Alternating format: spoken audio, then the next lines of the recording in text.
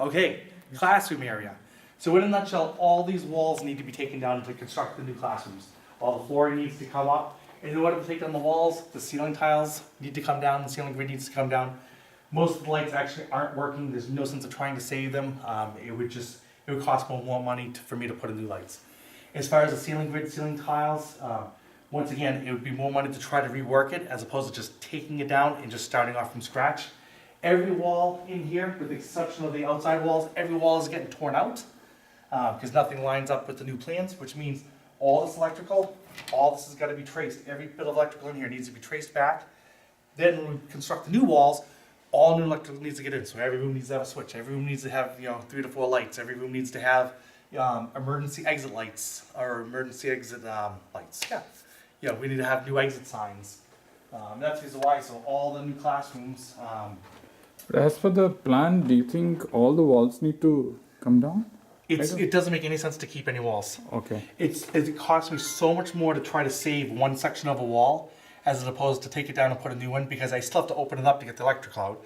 So let's say, for example, if I try to save this one wall here, well, none of this electrical is going to be any good anymore because it's all going to be all new circuits going into it. So by the time I chase the electrical, I cut open the sheetrock, try to figure out where the electrical is coming from, where it's going to, and everything else. It is just so many, and then I have to patch the wall afterward. I still have to paint it. It's easy to just take the wall down because it just, every wall, there might be one small wall in the same spot, but they're pretty much all different spaces.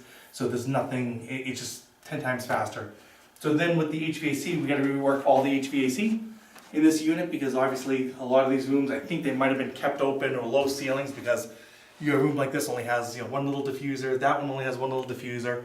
So I think that they were hoping to try to get airflow by not doing it. That's not the right way to do it. Each room needs to have fresh air coming into it. That's a code. That is a code, correct, absolutely. So the HVAC system in here completely needs to be reworked. So it's new electrical, new HVAC, or reworked HVAC with new ductwork, new thermostats, so they're all programmable thermostats everywhere. And again, all the new lights, EBUs, flooring. I would try to reuse the doors that we're taking out from upstairs. There's a lot of very high quality doors that we'll be taking out. So I suggested that we use those for the classrooms because they're in great shape. They're very expensive doors and they're great quality. So I did include reusing the doors that we're taking out upstairs for down here. Okay.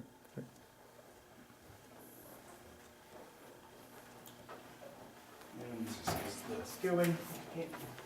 Oh yeah, right, going back on through.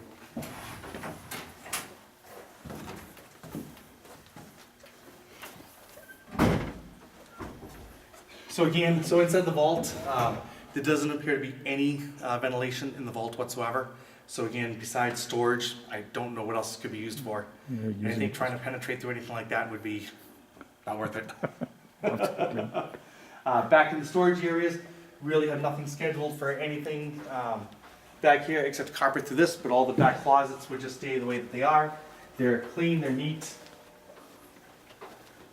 And so what's nice is you can see above here, so the kitchen, which would be right where we're standing in this general area, there's plenty of room between the suspended ceilings and the floor above it for all the plumbing to come down.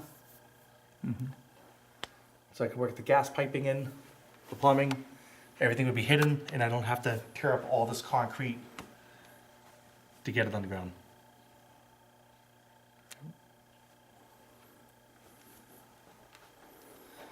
And that is our lower level tour.